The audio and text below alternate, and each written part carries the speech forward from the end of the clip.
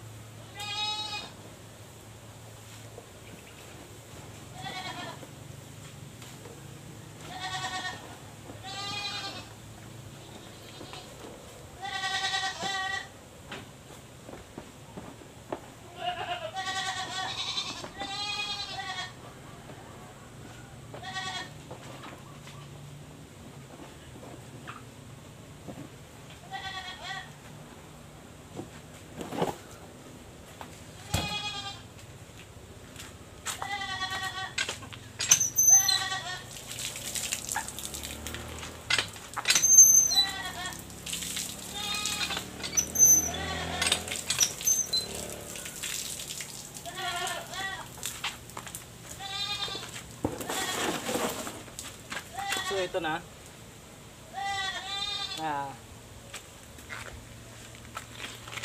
Ganito po yung tamang proseso ng pagtitimpla ng pagkain ng kambing sa umaga, na mabilis maturuan yung kambing natin pagka binigyan natin ng, hinaluan natin ng molasses tsaka asin mga ka-farming. So ganito yung proseso ko. Hiniwa ko sila. Puno ng saging, hiniwa ko yan. Ganito po yung tamang proseso nyo. Ito. Hiwain nyo lang po ng ganito.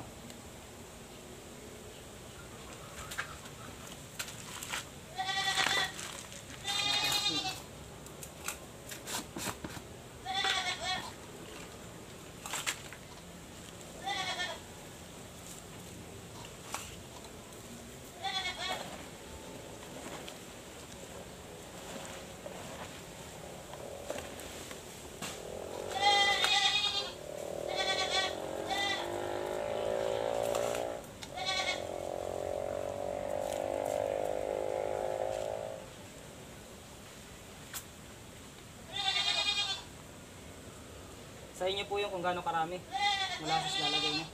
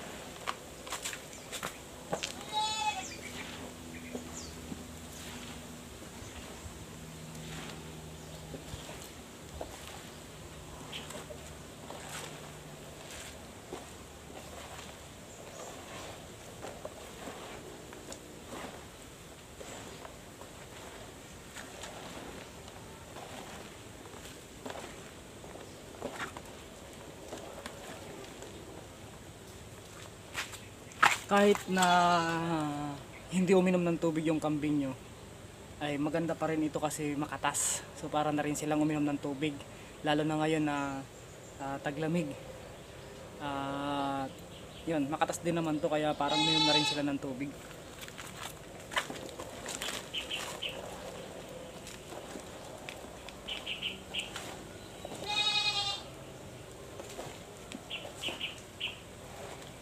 Few inches later. Yan yung ginayat natin kanina.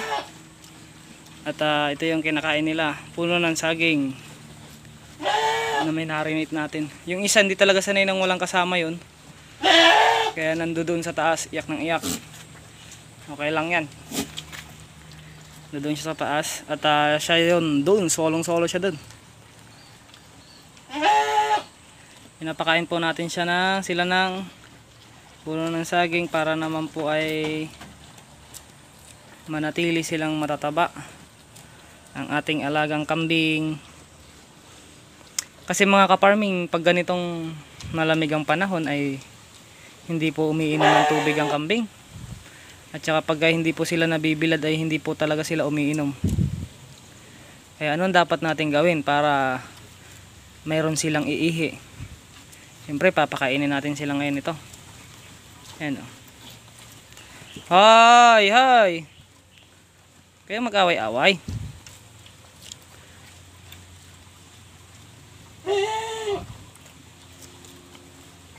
Oh! Away-away pa sila. Yung pag nagbibigay kayo ng asin mga ka-farming is yung dapat tatalab din sa saging. Huwag yung kakaunti. Yung tama lang, yung malasahan talaga nilang may asin din. Tsaka molasses. Yung molasses aroma para mabango, para mahikayat sila. May sugat yung ano natin, di ko alam kung sinuwag ng ano o pigsa yun. Pero okay naman, di naman masakit. Yan o. Hikain.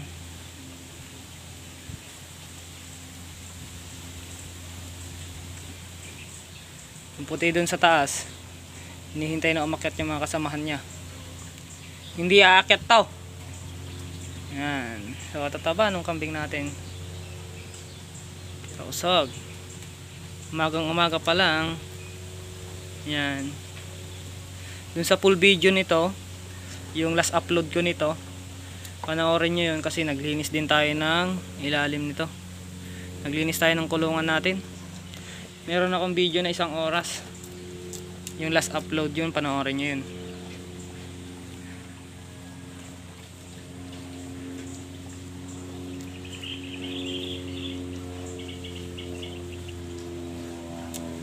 Gustong gusto nila kasi malasa. Kasi may asin, may molasses. At tinikman ko rin kanina, medyo okay naman. Malasa nga. Yung dagta nung saging, oh, tumutulo. Okay lang yan para dry. May butas kasi itong planggana natin.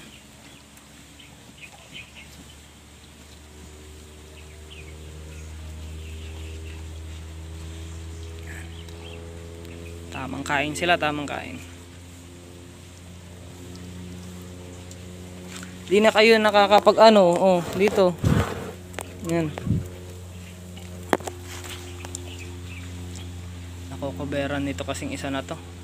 Lalagyan natin yung stainless para makakain yung isa. Yan. Lalagay tayo nito dito para hindi sila nag-iipitan. Mga magugulang yan. Kawawa naman yung hindi nakakain. Pero mas gusto nila kasi yung may kaagaw silang kumain kumpara sa wala. Mas gusto nila yung may kaagaw sila. Dito sila sanay. Gusto nila yung may pinag-aagawan sila. Umalis na yung siga. Yun, pwede na yun. Dito ka na. Yan. Umalis na yung siga eh. Yung siga lang naman ang inaalisan natin ng ano dyan eh, karapatan. Kasi gusto ko kayong tatlo munang kumain.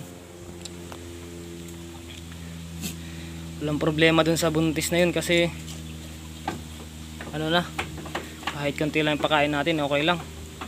Pangit din naman pagka marami. Hoy, huwag mong tapakan anak! Huwag mong tapakan. Yan. Mamaya iaakit na natin to. Kasi doon ko sila papakainin para yung puti doon ay kumain din. Yan. Iaakit na natin. Para doon sila kumain. Pero pakainin pa muna natin sila dito. Hanggang mamayang tanghali na nila yan. So pag naubos nila yan, good news yun. Marami yan eh. Pag naubos nila di maganda. Nagpakain na muna tayo ng damo. Pero konting damo lang. Mas marami itong pinakain natin na puno ng saging. Share ko lang mga ka-farming para nang sa gano'n naman ay meron din kayong gayahin. Kung gusto nyong gayahin. Oh, gaawin na naman itong dalawang. Aawayin, tapos di naman kakain. Iakyat ko na nga. Para doon kayo kumain sa taas. Dito kayo sa taas kumain ng arad. Yan. Yan. Kumain kayo rito sa taas. Iiwan ko na sa inyo yan dahil ako ay magdadamo pa ulit. Ikaw naman puti. Kain ka na dyan puti. Kain ka na puti. Yan lang mga ka-farming, nagbigay na ako ng pagkain at mamaya ay papansinin din nila yan. Papansinin din nila to. At yan, papansinin din nila yan. Oras pa lang natin, maga pa. Galas 9 pa lang ng umaga. Pasok na nga doon sa loob. Pasok, pasok. Pasok na sa loob, pasok. Pasok na. So okay na po yung tayo nito mga ka-farming. Hindi na po madumi. Pasok na, pasok. Pasok na doon, pasok. Gumanda na yung dumi niya. Sige. Pasok. Para, kumakain na. Gusto niya kasi yung may kasama siya eh. Yan, mauubos mo eh. Marami yan. Mauubos mo yan. Hindi maganda. So yun lang mga ka-farming. At nasa sa inyo naman yun mga ka-farming kung gagayahin nyo or hindi. Pero para sa akin, mas maganda na ang gayahin nyo. Lalo na kung wala kayong magandang source na pagkukuhanan ng damo na maganda. Pero sa akin kasi mga ka-farming, marami akong pwedeng pagkuhanan ng damo. Marami dito sa Pangasinan, marami ako ditong pwedeng pagkuhanan. Kaya lang ito, sinasanay ko itong kambing ko na pinapakain ng puno ng saging. Pwede ko naman silang hindi sanayin. Pwede ko naman silang hindi pakainin ng puno ng saging. Ang problema mga ka-farming, pag summer. Pag summer kasi, tuyong-tuyo dito. As in talagang bitak ang lupa rito. Wala kang makikita na damo. As in talagang tuyong-tuyo. Kaya yun ang purpose nito. Para kung sakaling summer, wala tayong ipakain, dito papasok yung ipapakain natin na puno ng saging at saka yung dahon ng saging. Kaya hanggat tag-ulan, yung mga saging na yan, hindi ko pinuputol. Pinapalaki ko, pinaparami ko para kahit ito, tignan nyo, reject na saging. Ayan reject na saging yan, pero hindi ko pa pinuputol. Kasi nga, may mga purpose yan. Sa tag-ulan, doon ko sila ipapasok at doon ko ipapakain yan mga ka-farming. Kaya malaking tulong ang puno ng saging sa summer para sa akin. Kasi sa summer ay mahirap. Pero pagka tag-ulan, hindi problema ang damo pag tag-ulan dito sa akin mga ka-farming kasi marami akong pwedeng pagkuhanan. Pero pag summer, walang-wala. Lalo na pag tumutuno ng Abril hanggang June, wala. So 3 buwan silang hirap. Malawak ang pagpapastulan. Pero wala naman silang makakain kahit na marami kang pagpapastulan kasi wala nang damo. So yun lang mga ka-farming. Nasa inyo yan kung sasanayin nyo bilang paghahanda na rin sa darating na crisis din nila na taggutom. So yun lang mga ka-farming. Peace out sa dilat.